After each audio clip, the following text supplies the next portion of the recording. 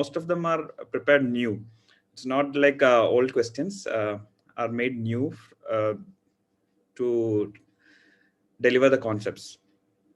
So Mansiji, can I share my screen if you have started the YouTube streaming? I just wanted to check. Yes. Oh, I think I thought I had already. Okay. Slide share, presenter view. Okay, Yes, fine. I can see your slide on. Slide only, right? Yes, only the slide. Okay, fine. So, good evening, everyone. Welcome to yet another episode of Fine Neurophilia series. I thank Dr. Sudhir Kothari sir and the Fine team for giving me this opportunity to be a part of this very nice movement where we are imparting education to all. Especially, it was started to impart.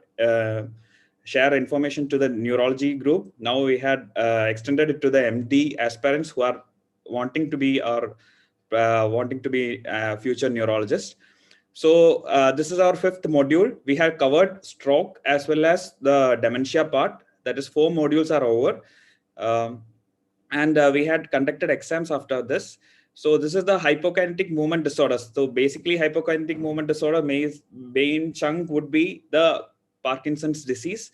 So that is why in the flyer it was given as Parkinson's disease, so that the information is easily put across. So in this session we'll be dealing with the basics. So first of all, I will just tell you, this was the last exam we had conducted. Only 92 of them had attended. 92 people had attended the exam, out of which it was out of 160. Santosh, Ravi, Das, Sohini, Firoz, Satyajit, Rajesh, Vikram had scored more than 82%. Congratulations. I had put questions both from Harrison as well as Bradley. It was a bit tough. So 94 is a very good score. So keep it up. I'll tell you that even though exams are on maybe 6 months later, you have to start preparing now itself. Maybe 1% or 2%. You should make it a habit that you read at least 30 minutes to 1 hour a day. Now itself, even if you are studying in final year MD, or even if you are busy with your schedule. So these are quotes just to motivate you before starting the class, just to motivate you. These are all quotes from a book which I am recently reading. That is a book that is Atomic Habits by James Clear. So why I just thought this will be an introduction. So all big things come from small beginnings. So even if you are reading one paragraph, make sure that you read it thoroughly. And then even 1%, that itself counts, because in the end you cannot just pass an exam or get a good rank just by studying for the last 1 month, etc. You have to start in small steps. So habits are dopamine driven feedback loops. So when dopamine rises, so does our motivation to act. So every time you read every day 1 hour or a 30-minute, every day you make it a habit, dopamine acts. So that's the motivation to read every day. So today's class is basically based on dopamine. So that is why this quote I used as a starter. So with that, let's go into the topic proper. So this patient had came to me. This video is not working. Yeah, now it's working. So you have seen the video, I think. Yeah. Okay. Sorry. Again, can you see the video?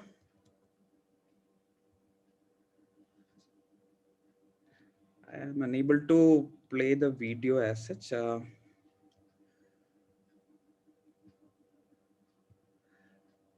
Okay.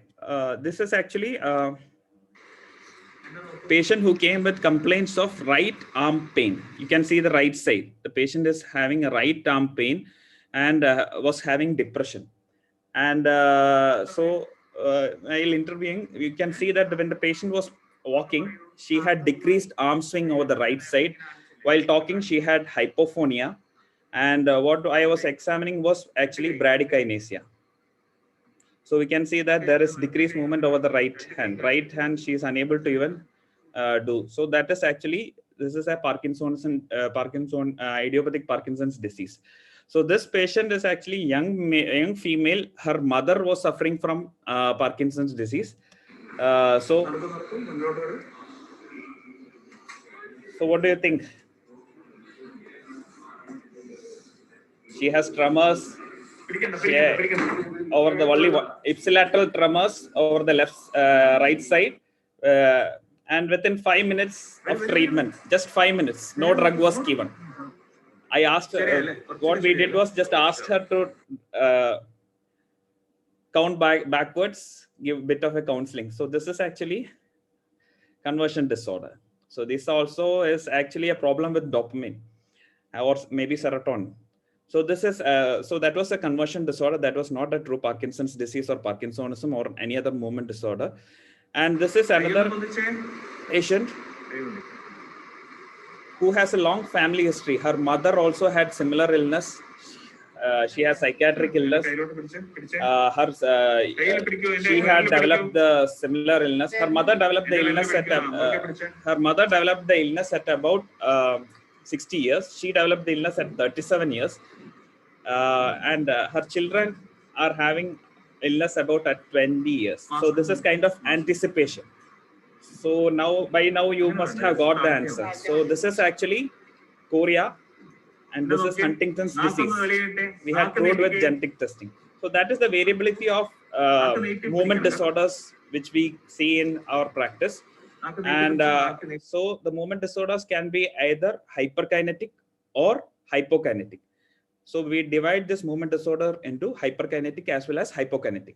And the hypokinetic movement disorders mainly includes the Parkinson's disease and its allies, that is typical secondary Parkinson's and the main idiopathic Parkinson's disease.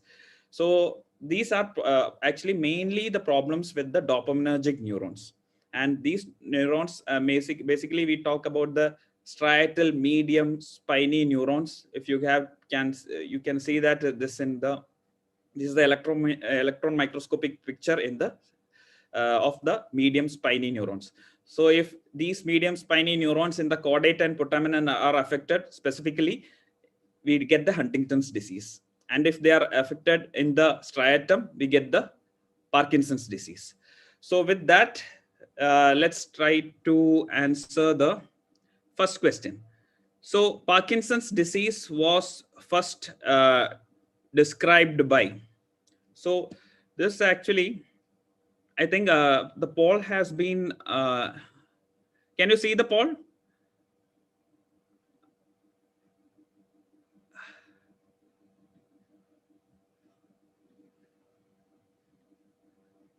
Yes, can you see the poll now? I think now you can see the poll. Yes. Yes, please participate. Then only we can actively, this is the only way of interaction. Okay. No problem, just participate because Parkinson's disease, how this name came and all is from this just one. This was actually described by James Parkinson in his book, Shaking Palsy. So this was actually not a book. This was just an essay which he wrote. And it didn't have much of any examination, or he just observed people in the streets, and he had come to a conclusion that there was something wrong with the people. And that is how he came up with the conclusion that this is an extrapyramidal syndrome.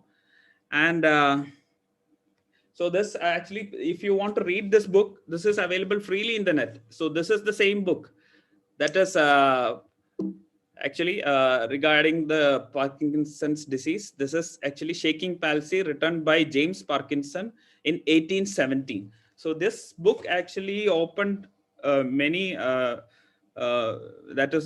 book opened way to the movement disorder. That is, much was talked about movement disorder before in the holy books, that is Bhagavad Gita, Bible. That was mostly regarding tremor with fear, anxiety, etc.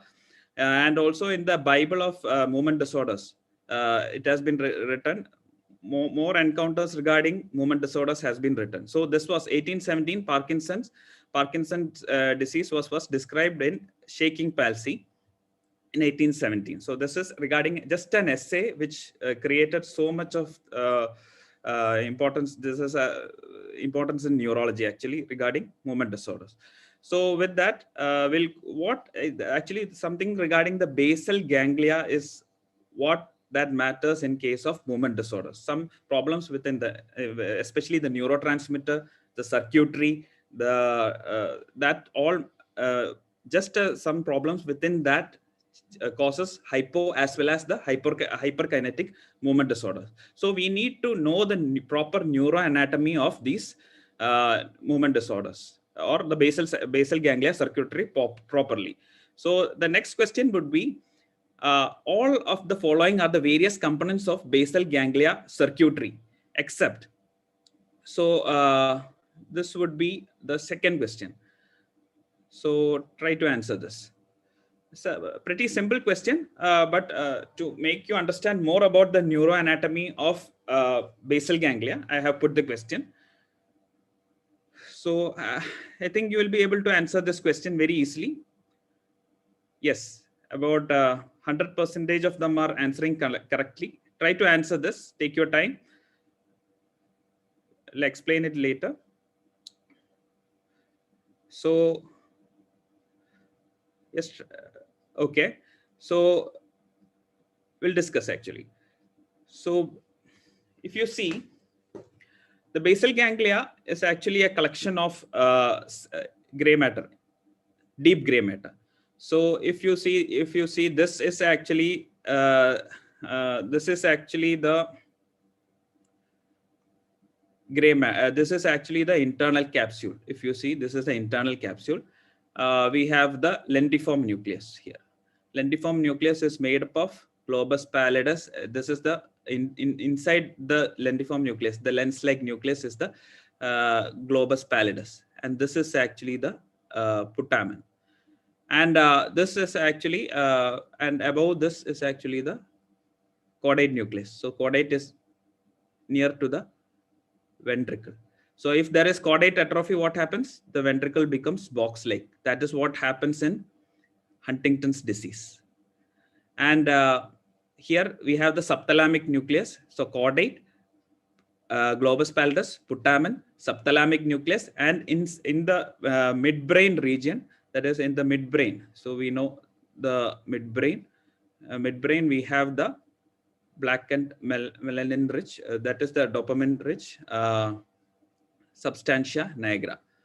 So caudate, putamen, globus pallidus, amygdala, substantia nigra, and subthalamic nucleus forms the major part of the basal ganglia nuclei. So thalamus is not usually included under the basal ganglia circuitry.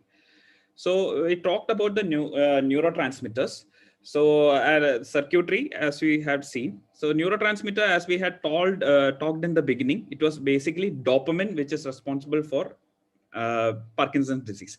But as we know, the other neurotransmitters are also involved in the various clinical manifestations, that is motor as well as non-motor manifestations of Parkinson's disease. So try to answer this question. Where are these produced from? These are actually taken from Harrison. So you'll be able to answer these questions. Just read the neurotransmitter in the right side, and if you are able to match, try to match them on the left side. So it's pretty simple. I don't want you to make mistakes, so I didn't actually confuse you much. I have kept it almost pretty straightforward. So with this MCQ, you shouldn't like from here on, you shouldn't make any mistake in any of the further coming exams. So actually, okay, try to answer it. Actually, it's pretty clear from what I have told you right now. So this should be your final answer in any exams, forthcoming exams.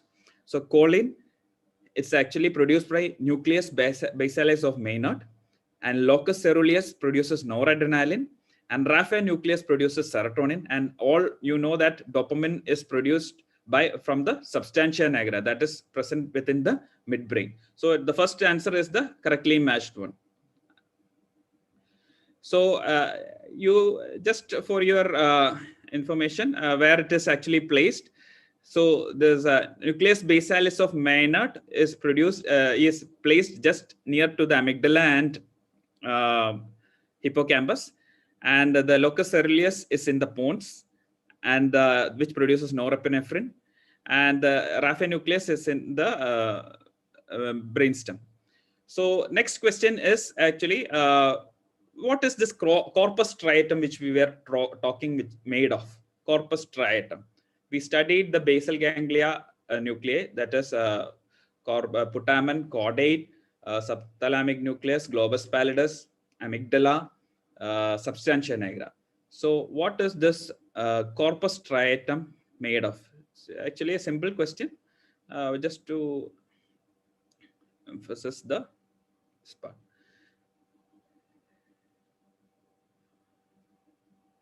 Yes, do not make mistake in this thing. Okay, so actually it's pretty straightforward. It's made up of actually,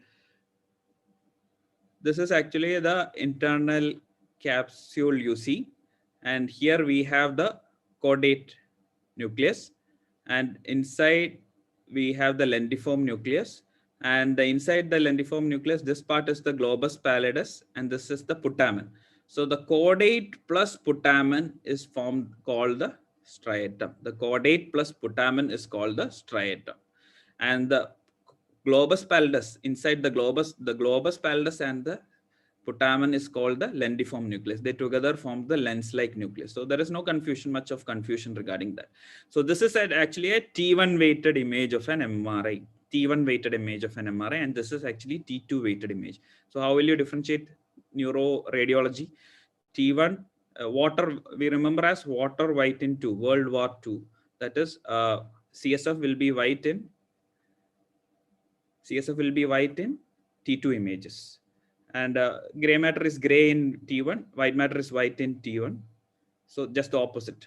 So water white in 2, CSF, check the CSF, and if it's white, there is no confusion. It is actually T2 image.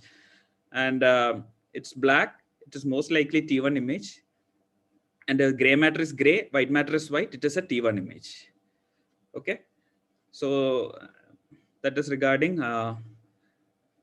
that question regarding neuroanatomy. So I think now, I think with this, we are pretty clear where the nuclei and all are situated. So this is actually the lendiform nucleus, which contains the globus pallidus and the putamen. This is the caudate nucleus, which is located here. And this is the subthalamic nucleus, which is located here. And in the brainstem, we have got the substantia nigra. And amygdala and all are part of this thing. Basal ganglia. So how many loops are there in the basal ganglia circuitry? So how many loops do you think are there in the basal ganglia circuitry? Is it 3? Is it 4? Is it 5? Or is it 6 basal ganglia loops in the circuitry? So how many loops do you think are there in the basal ganglia circuitry? Question number 5. We'll launch the poll. So this is actually not there in Harrison. It's there in Bradley.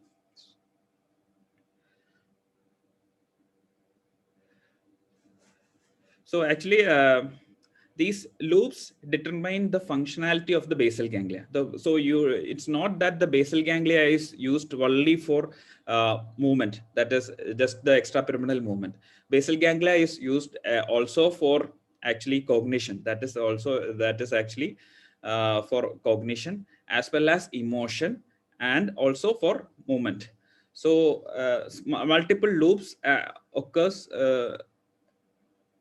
functions in order to produce movement. So how many loops are there? Actually, most of them have answered correctly. So the answer is actually 5 loops. So what are they? Just we'll see what are the loops. So have you seen this before? Actually, we have read this before. While studying the frontal lobe in case of dementia and also while discussing the stroke, we have seen this.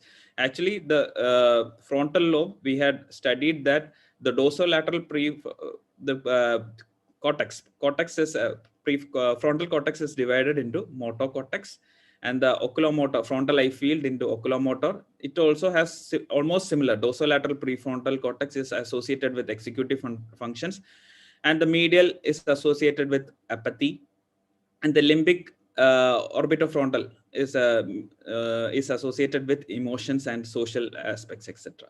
So almost similarly, the basal ganglia circuitry is divided into motor, oculomotor, dorsolateral prefrontal, lateral orbitofrontal, and limbic circuitry. And it is basically, these all are divided into three divisions. That is sensory motor, associative is basically concerned with cognition, and limbic is associated with the emotions. So that is motor, cognitive, and emotional. And it passes through three nuclei, that is putamen, the dorsal caudate, and the ventral striatum. What I am telling you is actually it's not it's actually important. You may think that it is unimportant. I am trying to solve make a table in Bradley simple for you. So actually there are 5 loops. So you have answered that MCQ very easily. There are 3 divisions, and there are 3 nuclei in which these circuits go through. So the 3 MCQs you have covered: 5 circuits, 3 divisions, 3 functions, and 3 nuclei through which the basal ganglio-thalamocortical circuits pass through. And these are the functions which I have explained to you. So motor loop will help you in movement, oculomotor in eye movement, and dorsolateral prefrontal cortex we have studied from dementia itself, that it is concerned with memory. Orbital movement, prefrontal loop is associated with reward-based behavior, that is behavior. And cingulate loop is associated with emotion, motivation, and also drug addiction. So this is actually the functional thing which we are talking. That is this was the table which I was telling in Bradley, which is being recently repeatedly asked in the institute exams.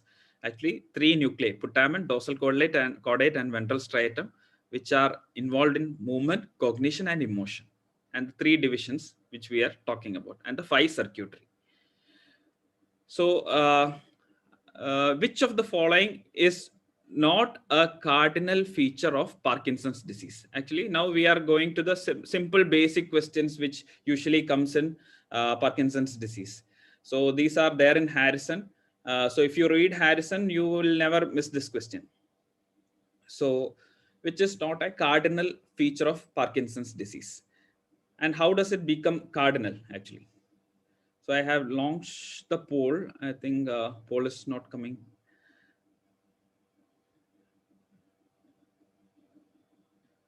Okay. Hope poll.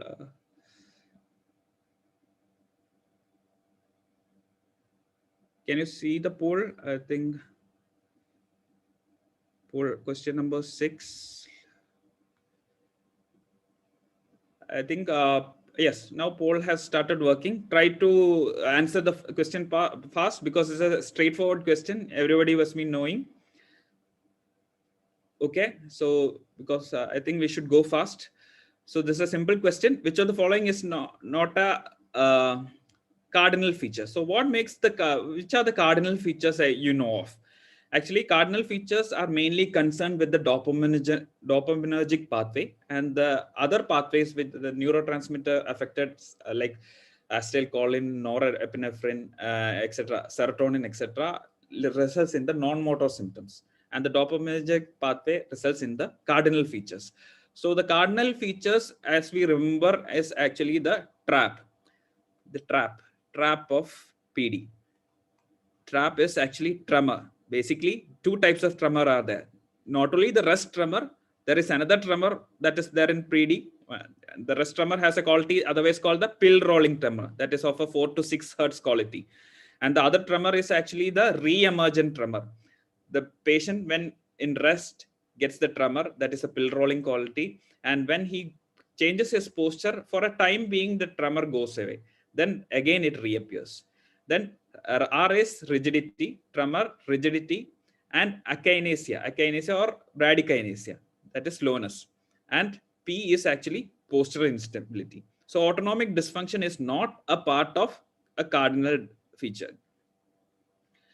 So which are the non-motor features of PD, and out of which does not is not included as a non-motor features? We have already answered this question, but even then I'll want you to answer, because I want to see how many of you are listening to this, because this is taken from a table from Harrison. So please read the question every time, because some are still making mistakes. 5 of them have made mistake still. Which of the following is not a non-motor feature?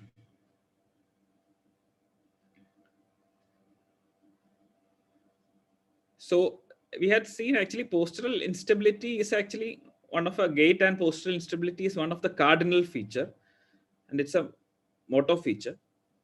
And this has been taken from actually directly from a Harrison table. This is a table from Harrison, which clearly says which are the motor features. TRAP, as we had sent, TRAP, TRAP, TRAP, and the rest are the.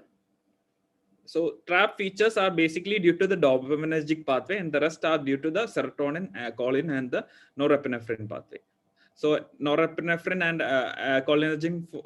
cholinergic pathway results in the autonomic dysfunction. So that's pretty clear. So this is also taken from the Harrison.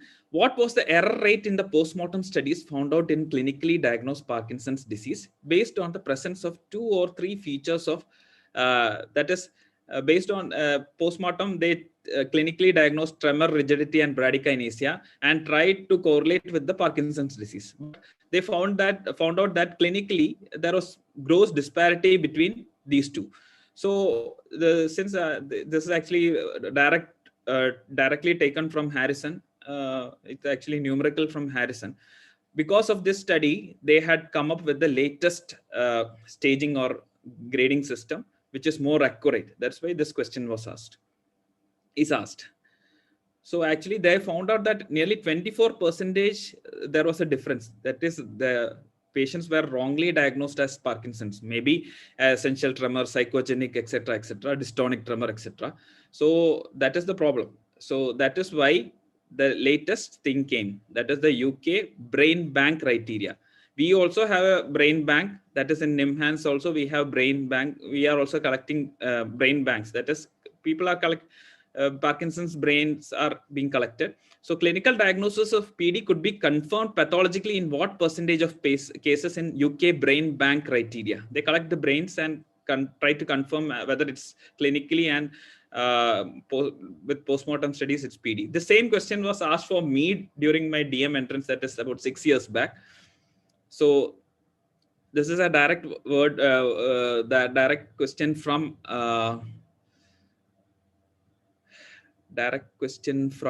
Harrison. So I think I had entered the poll, but still. So UK brain bank criteria, what is its specificity actually? The poll, I think it's not properly working. So if you, yes. So question number 9.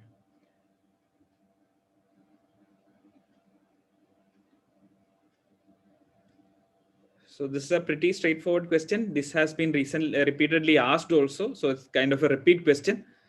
Try to answer this. Again, it comes, never make a mistake. So it has an accuracy of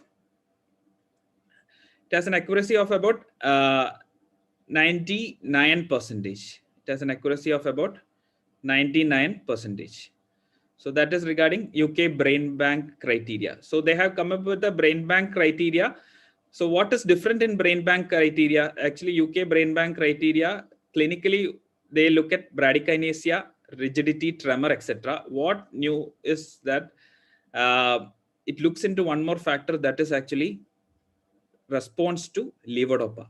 So response to levodopa. So from the usual trap, that is the tremor, rigidity, akinesia, and postural instability we are looking at in case of Parkinson's disease, they introduced the clinical feature of response to levodopa.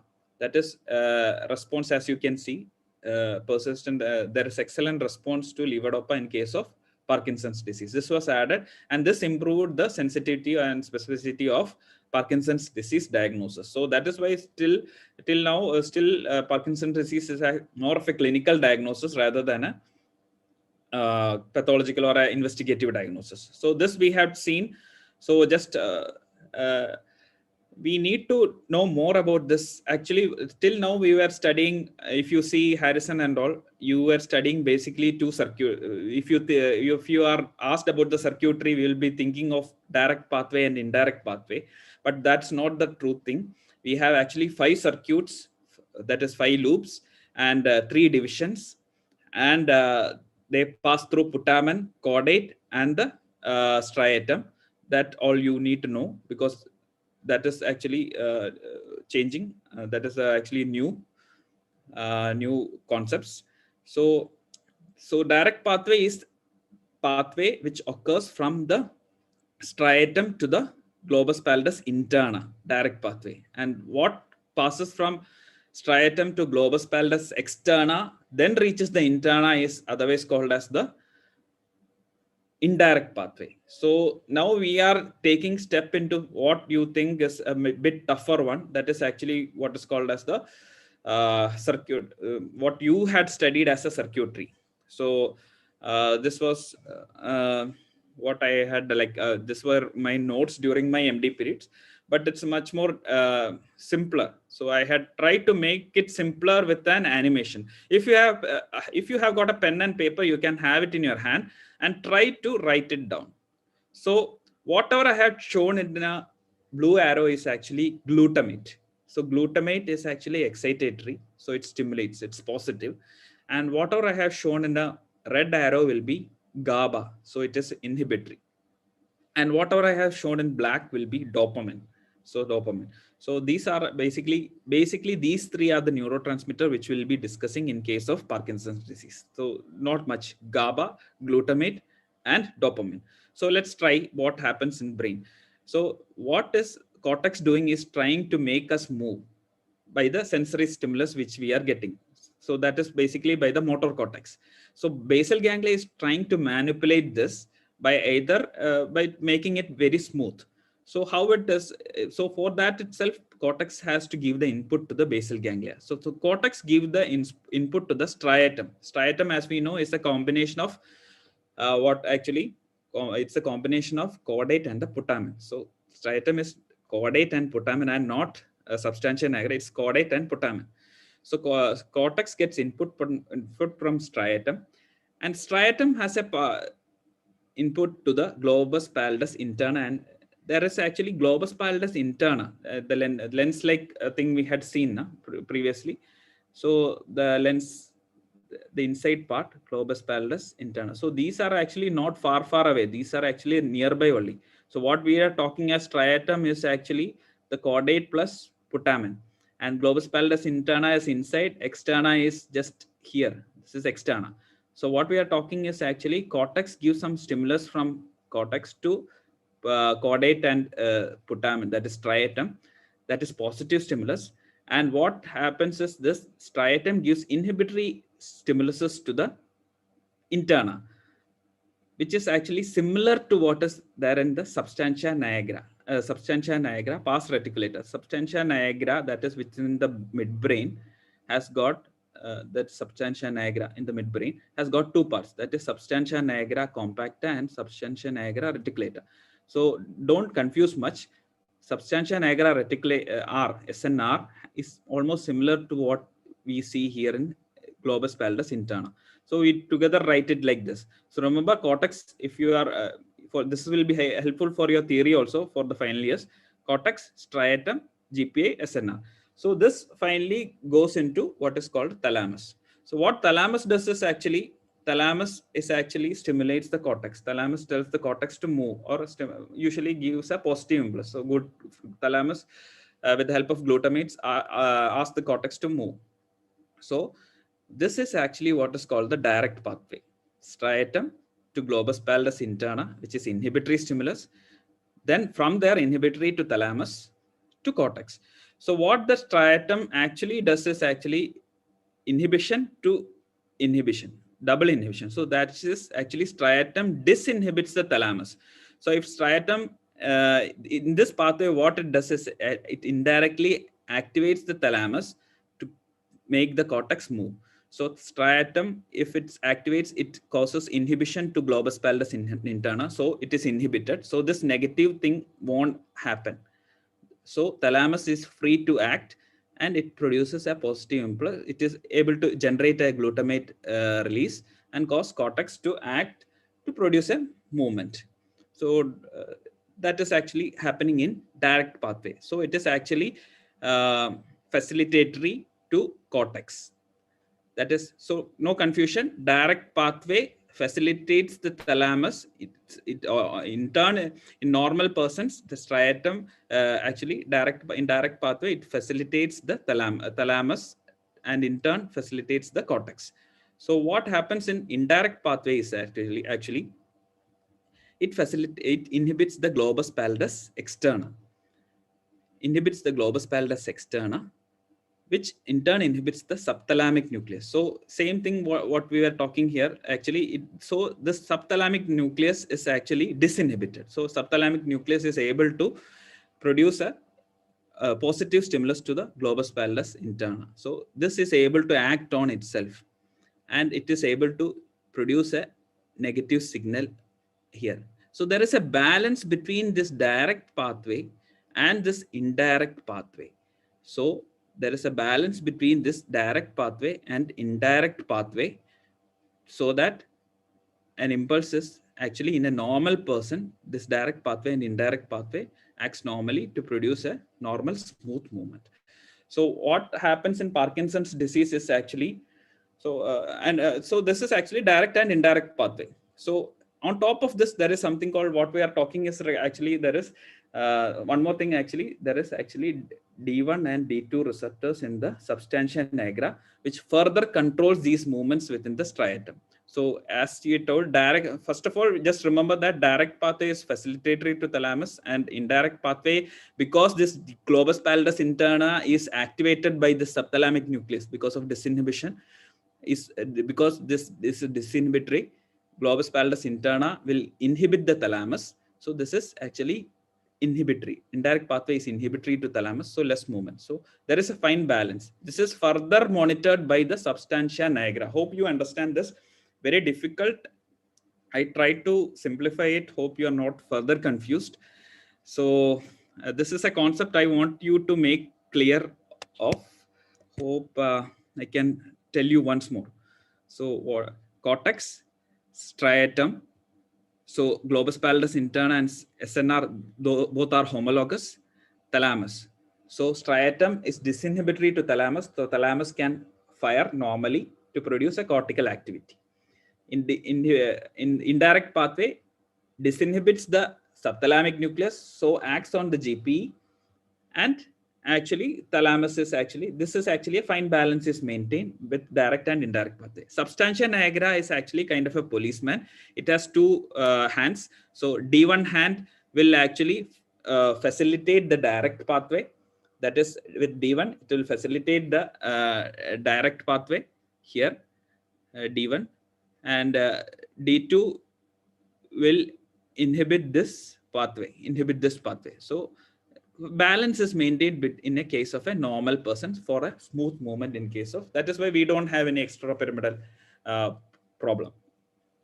But what happens is in Parkinson's disease, this is lost. So that I'll tell you in the next slide. Parkinson's disease, we know that the problem is actually there in the dopaminergic neurons within the substantia nigra. Substantia nigra. The substantia nigra is here in the midbrain. Dopamine. So I think you are clear. So direct pathway. This is actually just Bradley. What I have told. If you, after seeing this slide, just try to go through Bradley, or even Harrison has got a picture of this. try to go through this. So one more thing, this was asked in recent NIMHANS. There is one more pathway, that is hyperdirect pathway. So that is actually direct connection from cortex to subthalamic nucleus. What we are talking is actually direct connection positive. That's actually positive glutamate connection from cortex to subthalamic nucleus. So direct, indirect, and direct pathway. These are the three pathways. At least if you didn't understand any of this, three pathways are there. Hyperdirect, which is positive, indirect and direct is actually negative, inhibitory pathways. So, but for thalamus, this direct pathway is disinhibitory, double negative, so it's positive, negative plus negative. So negative plus negative, so it happens to be positive to thalamus, and negative plus negative is positive here, but here it's positive, but here it becomes negative. So it is inhibitory. Finally, it is inhibitory. So indirect pathway is inhibitory to thalamus, but direct pathway is positive to thalamus. So that is actually, and hyperdirect pathway is always positive. So that at least you need to understand. So three pathways: hyperdirect, indirect, and direct. I'm repeating it so that at least when you read it, you get a hint of what I am talking about.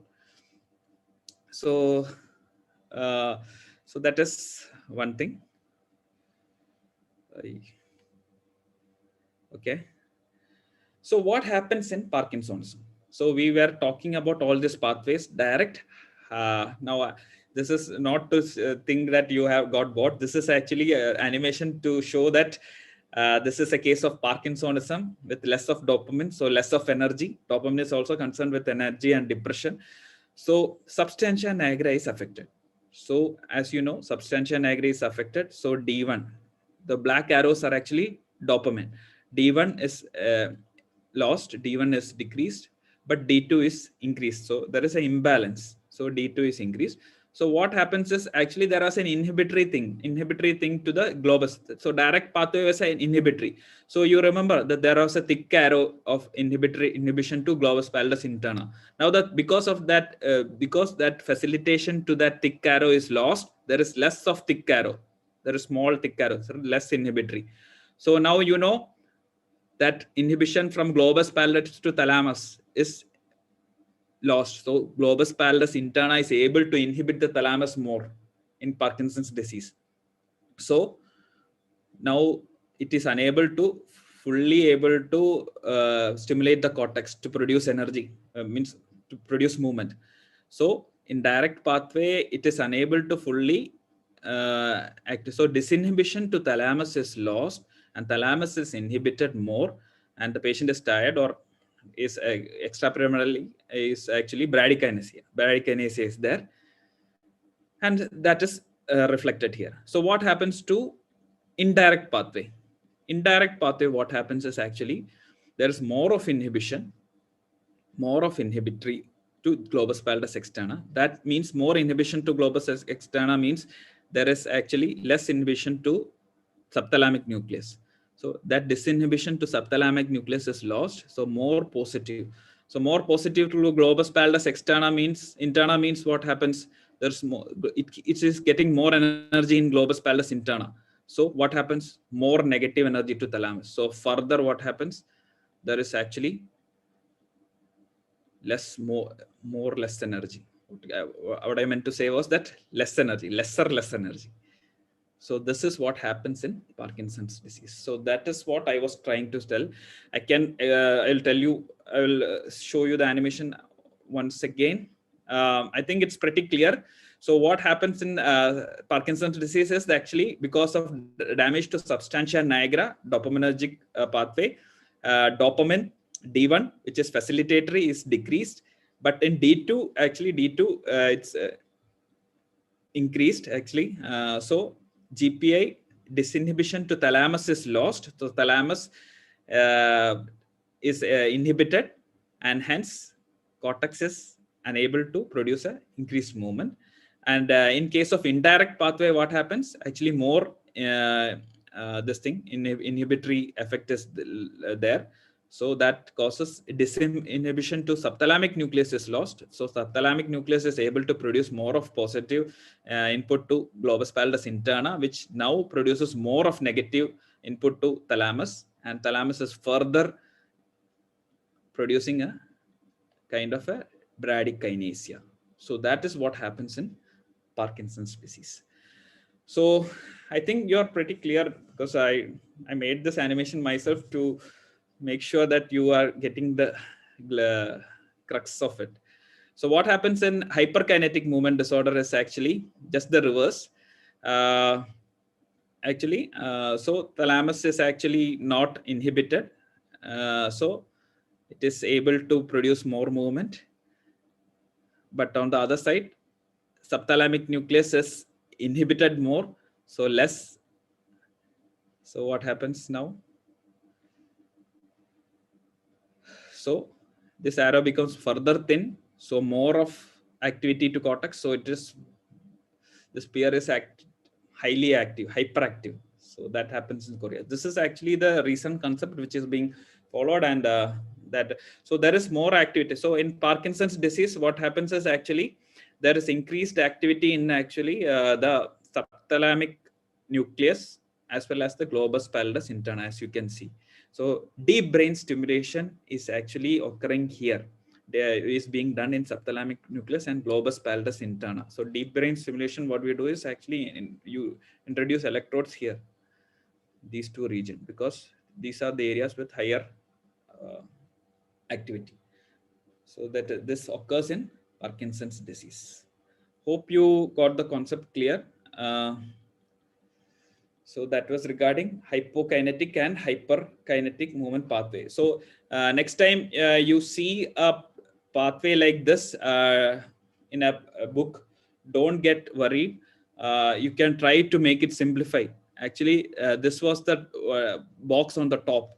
This was actually the box on the top, cortex. Whole cortex was what I had written in the box was here, cortex.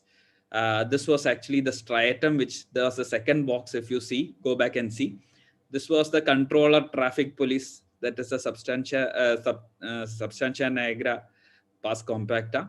And this was actually the indirect pathway, which was on the right hand side. And this was the direct pathway, which I had written. Don't confuse this. GPA and SNR are homologous. They will be written in a single box. Don't confuse. And these all nucleus are single nucleus. Remember, as just thalamus. Don't confuse much.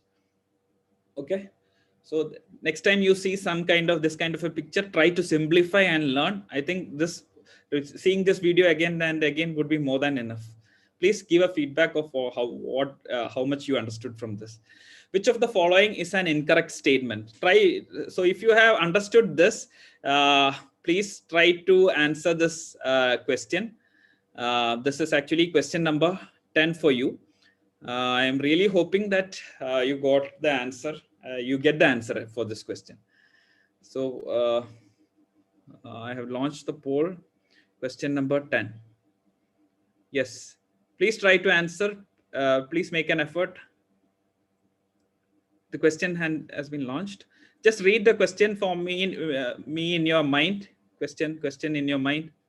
Not the question, I meant the MCQ options. So GPA and SNR, they are homologous. Sends an inhibitory outflow to the thalamus. Sends an inhibitory outflow to the thalamus. That is true. We had seen, right? Actually, red arrow we had seen. That is GABA. So that is true only. So it is not a wrong statement.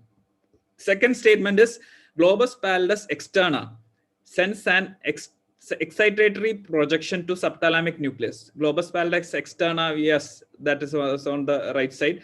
Yes, excitatory projection to subthalamic nucleus. No, it is actually inhibitory. That side also was actually red only, GABA. So that is the wrong answer. So net effect of indirect projection is disinhibition of subthalamic nucleus. True.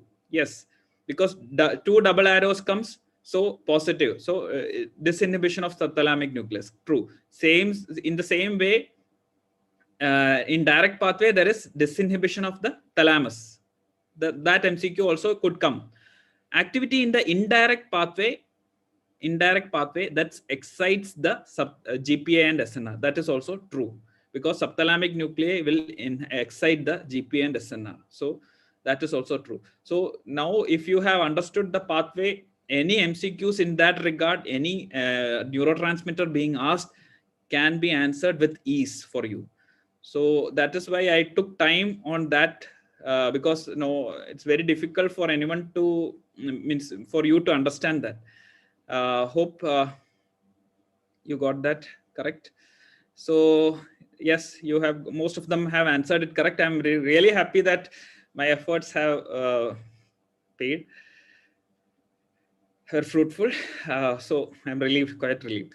So next question is, what is a neurotransmitter? So now it's quite easy for you. So I think any question from this part, I think all should answer it correctly. So what is a neurotransmitter involved in the pathway of basal ganglia circuitry between cerebral cortex and striatum? Simple, straightforward question. Nobody should make a mistake. I have told you about the arrows. Only 3 arrows we need to know: black, red, and blue. Rest, a table is there in Bradley in which more neurotransmitters are there. Don't worry. At least these you don't make mistake, because these are basic. Yes, no doubt. More than 93% have answered it correctly. Really happy to see that. Very good. So next question is actually similar question only. What is the neurotransmitter in the pathway between subthalamic nucleus and globus pallidus interna? Subthalamic nucleus and globus pallidus interna. So think, don't make mistake. So I am launching the poll. Don't make mistake. Just think which was the arrow. Yes. Subthalamic nucleus to globus pallidus interna. Yes, don't make mistake. Not everything is red. Yes, it's actually, you remember that subthalamic nucleus to globus pallidus is actually a vertical, horizontal line, which is actually excitatory. So excitatory is actually glutamate. Yes, 93% have got it correctly. I think poll has closed, right? Poll has closed. Fine. So next question is regarding what is the neurotransmitter in the, this is the last question in this series. So launch, what is the neurotransmitter involved in the pathway between GPI and thalamus? Simple, straightforward question. Yes. Yes. Okay. Fine. Okay. So okay, I think we are done with that. So this is one question. This is actually a simple question. You need to answer that. In FDG PET of a patient with extrapyramidal syndrome, the patient was having an extrapyramidal syndrome. It was found that there is a decreased activity in the GPI. That is, globus pallidus interna was having a decreased activity with increased activity in the thalamus. So which one of the following is the least likely diagnosis? Now, having studied all the pathways, you had seen which of the following, what happens in what all, which of the following are excited, which of the nuclei are excited and all we have seen. So unable to share the polls.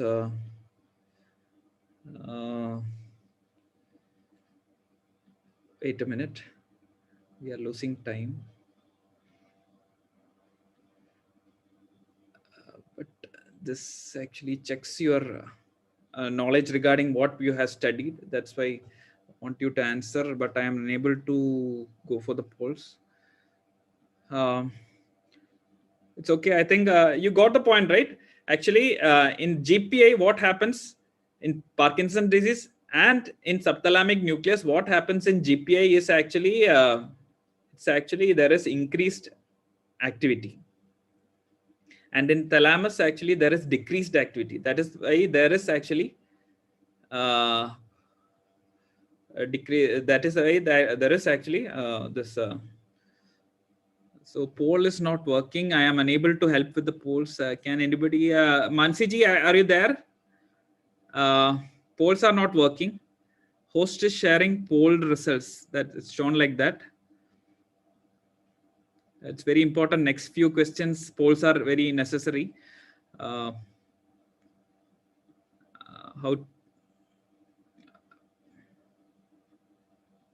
Okay, I think we'll go without the poles. There is no other way. So that's what I was talking about. GP and subthalamic nuclei will be having increased activity in Parkinson's disease, and the thalamus will be having decreased activity. This is a word in Harrison. So just don't just by heart. This is actually the concept, because you have studied this pathway. It's pretty clear that this is what reverse of what happens in PD. So this is how we differentiate essential tremor and others from PD, if you have a doubt. So unable to run the poll. I'm sorry for that. I'm unable to do anything. Mansiji, if you are there online, can you help me with this? I am unable to help with the polls, run the polls. So in Parkinson's disease, which of the following, I think this is actually a straightforward question. In Parkinson's disease, which is actually can be, there is actually Parkinsonism can also be seen in dopa responsive dystonia, a condition that results from mutation in which of the following genes? So this is actually a direct question from Harrison. So as you know, dopa responsive dystonia, we had studied. Okay, you can, if you want, yes, you try to answer in chat. If anybody is interested, I can see Arjun Bal is trying to answer in chat, because that tempo shouldn't go of answering the questions. Please try to answer in chat. Yes, Vinit Jaiswal is answering. I'm unable, sorry that the poll is not working. Mansi ji, I think she's off. The poll is not working. Poll. It's being shown that host is sharing poll results. I just saw the poll working. Host is sharing poll results. It's showing like that. Okay, one second. Okay. Wait for a minute, actually. Yeah. Okay. Can you try now? Yeah. I think why? Okay, let's see how it happens. Okay. I think question number 15. I need to launch poll. Okay, I'll just do that. Okay, try to answer. Yeah. Okay, so the answer is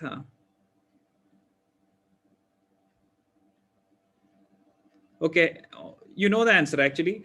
Dopa. Some dystonias are dopa responsive. That is DYT5, otherwise called Sagawa syndrome. This is due to GTP cyclohydrolase 1 deficiency. So any patient coming with Parkinsonism less than 20 years of age, so the young onset Parkinsonism, that is YOPD, you have to investigate. It is not that Parkinsonism mean age is actually 60 years. So if any patient coming less than 20 years, we have to think and give a trial of dopamine. That is dopa responsiveness, because it may be not just dystonia the patient may be presenting with. It can also have, patient may also have Parkinsonism. That also we have to think in mind. So which is the most common cause of familial Parkinson's disease? So genetics of Parkinson's disease is also repeatedly asked. Try to answer this question. Which is the most common familial Parkinson's disease? So I have launched the poll, which is the most common known cause of familial Parkinson's disease. Yes, very good. Try to answer this question. This is actually genetics. There is a table in Harrison. There is a big table in Bradley. I think better at least you read about table. You finish the table in Harrison, because repeatedly asked about genetics of apart from the anti-Parkinsonian medications, the most important topic is actually genetics of Parkinson's disease. So don't leave or skip the topic of because it's be confusing for you. Don't skip the topic. So the answer is LRK mutation. So less than 40 years, you go for genetic testing. And which of the following inherited Parkinson's disease has an autosomal dominant inheritance? So we have to study about dominant and recessive type of Parkinson's disease. So if you have read the, gone through the table, you will be able to easily answer. I am just emphasizing the importance of the table in Harrison. So it is there in the table. Try to answer this question. Yes, very good. Yes, the obvious, most obvious answer I haven't put in the MCQ. So that is why some may find it difficulty and get confused. That's why okay, great. Okay, so next I will discuss in the coming this thing. Kupffer-Rakib disease. This is also there in the table. That is Parkinsonism with dystonia. Is due to mutation in. Okay, try to answer. Question number 18. Try to answer this question. Everyone, give it a try at least. Make mistakes now, because yes.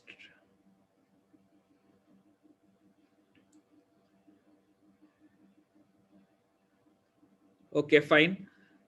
So let's see. So this is the table I was talking about. So Park ATP 13A2 is associated with Kupffer-Rakib disease, and this is the autosomal dominant PDs. Early onset are mostly autosomal recessive. So autosomal dominant, most commonly, like usual MCQs in my exam, that is about 6 years back, they asked this same question. Autosomal dominant. I had like this LRK2 was the MCQ. I remember the option, that is LRK2. So that's why I didn't keep it purposefully. The answer was SNCA, autosomal dominant one. So this table is important. Which of the following is an incorrect statement? So try to answer this question. So we are now jumping into briefly regarding the medications in Parkinson's disease. If you had studied the pathophysiology and that circuitry well, it will be very easy, but much of a pharmacokinetics and pharmacodynamic also play a role in case of PD medication. So try to answer, read the question well, and try to answer the question. If you read it itself, you can try to answer, you will be able to answer. So one of the side effects of this DOPA medications, this levodopa is usually given just because of the reason that it causes like to cross the blood-brain barrier, and directly if it given, it causes what called the side effects. That is basically this nausea, vomiting, postural hypertension, etc., are due to the area prostrema, that is the CTZ, chemoreceptor trigger zone stimulation. So that is what happens here.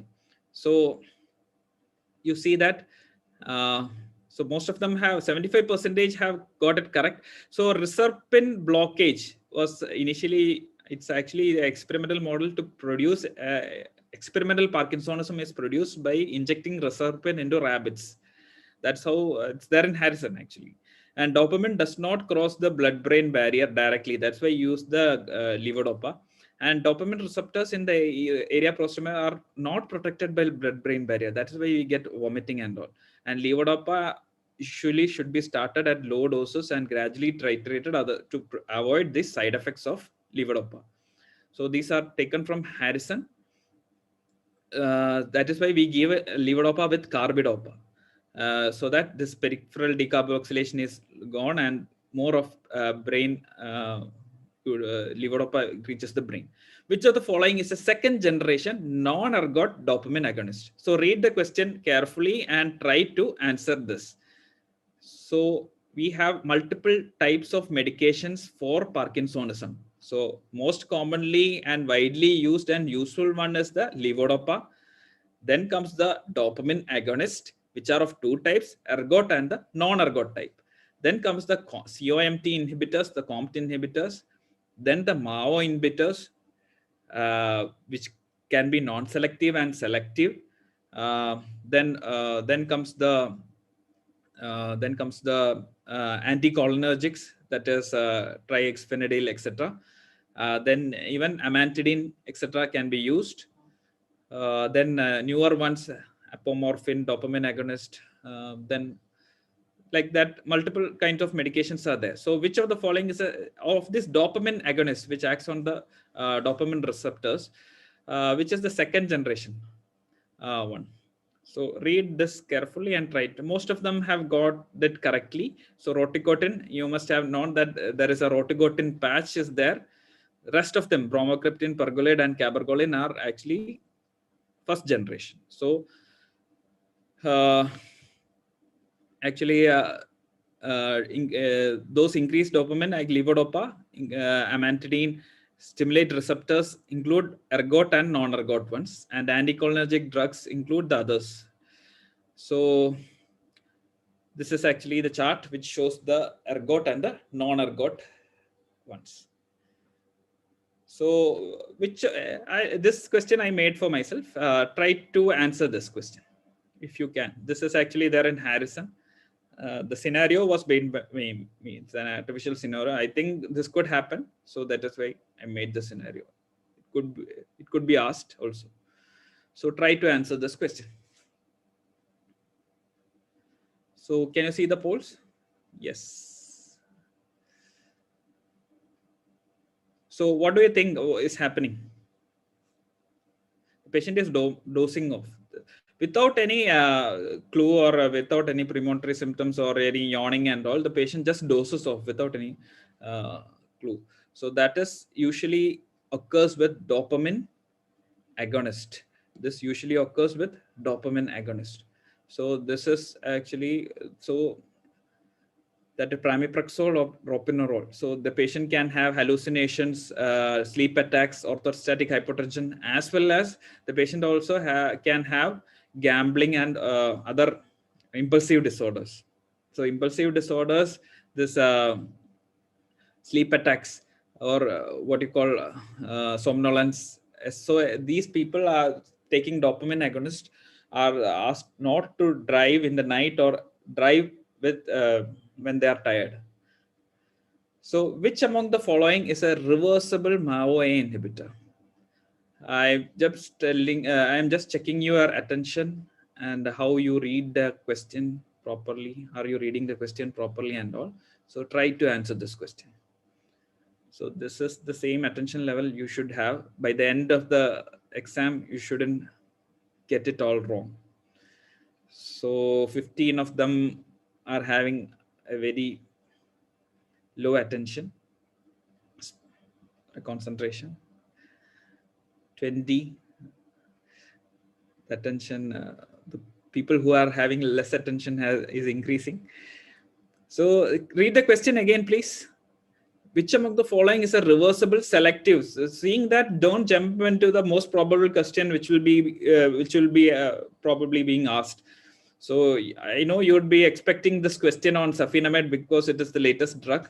I know that, but I wanted to tell you that okay, that is safinamide is the latest drug. Which okay, most studies are there. Indian studies are there. Dr. Rupam Borgain, sir from Hyderabad had done the study. We are proud that he had come up with the study from Hyderabad. He was my external examiner also. Which among the following? Actually, I was asking regarding MAO-A, not MAO-B. So actually, we were using non-selective ones. Then we came with selective ones like selegiline and rasagiline. But these selegiline and rasagiline are actually selective ones, but are irreversible. And safinamide, as you must have thought, actually is a reversible MAO-B and not MAO-A. MAO-A are actually involved, usually used in case of psychiatry as antidepressants, etc. And MAO is actually one of the disease-modifying drug in Parkinson's disease. So if you are asked a question on disease-modifying drugs in Parkinson's disease, it is actually MAO-B inhibitors. So you must have learned about cheese reaction and all. So moclobamide is actually a MAO-A reversible inhibitor. And as you have rightly thought, but not read properly the question, MAO-B is actually safinamide. You start with a dose of 50 milligram and later uptitrate 50 milligram OD. It's very useful, actually very useful drug. We use the drug Safinact for that. So which one of the following is the anti-convulsant, one of the anti-convulsant which we use as a anti-Parkinsonian drug? Anti-convulsant which we use as an anti-Parkinsonian drug. So try to answer this question. I have launched the poll. I think poll will come. 23 poll has come. I think poll is getting delayed. I think it's already 1 hour. Yes, poll has come. Try to answer this question. Yes, all of them know the answer. So phenytoin, zonisamide. So actually, the studies on zonisamide has come in Japan, which shows that zonisamide has anti-Parkinsonism, Parkinsonian effects. So this is directly taken from Harrison. So purposeful stereotype behaviors such as assembling, disassembly, or collection and sorting of objects in patients taking high-level doses of levodopa is better termed as. Can you answer this question?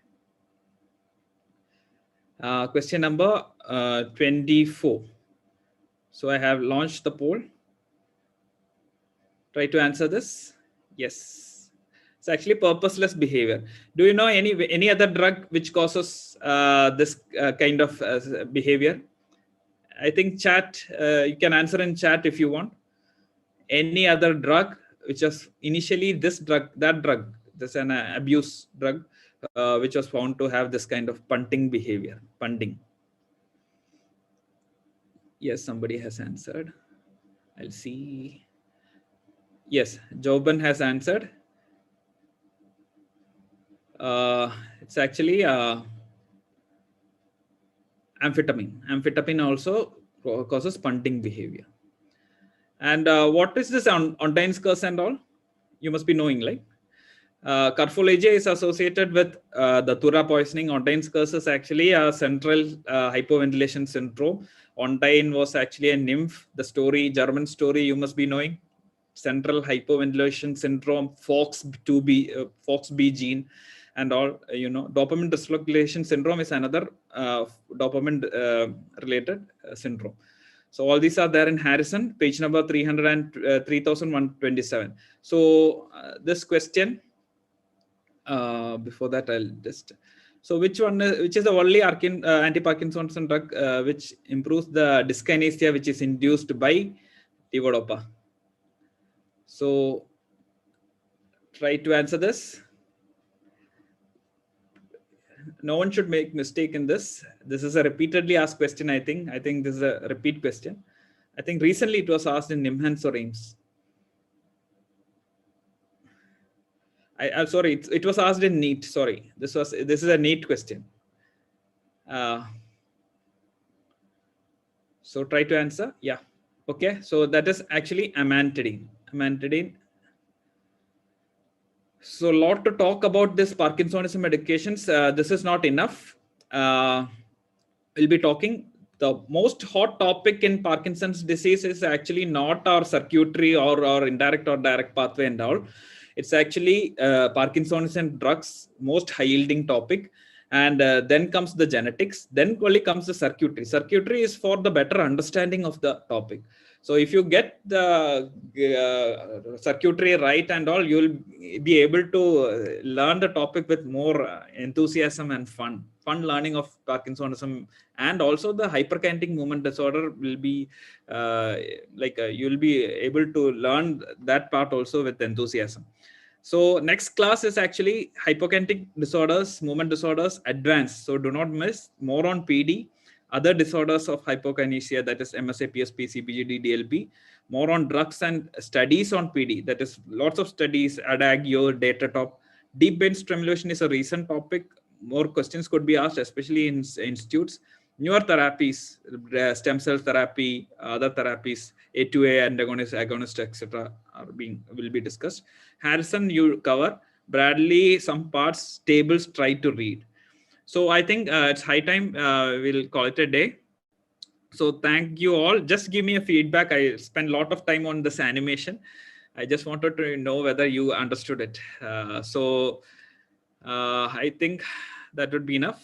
So thank you. Thank you all. Thank you, Mansi ji. I think we are done for the day. Thank you. Thank you, everyone.